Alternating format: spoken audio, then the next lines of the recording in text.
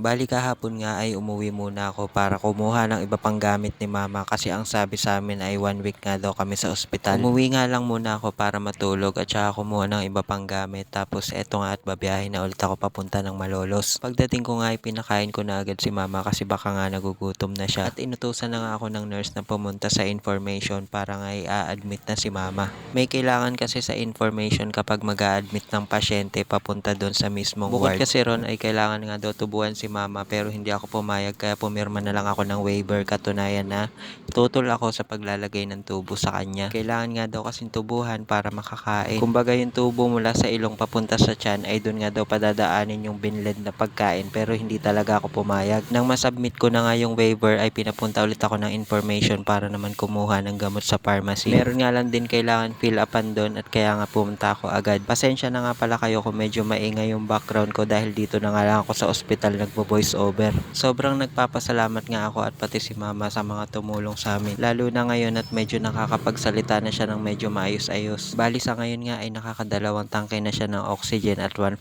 yung isa. At ang huling sinabi nga ng doktor kanina ay baka daw Friday pwede na kaming ma-release. Tapos nga ay tinanong ko si mama ko ano na yung nararamdaman niya at eto nga yung sinabi niya. Na nararamdaman mo ngayon? Iit nga lang dahil hindi ko ako dito. Eto, nakakaramdam na. Ha? Pero di mo pa nagagalaw. Lumabak. Ha? Lumabak. Yung paa, nagagalaw mo na. Patingin. Isa pa.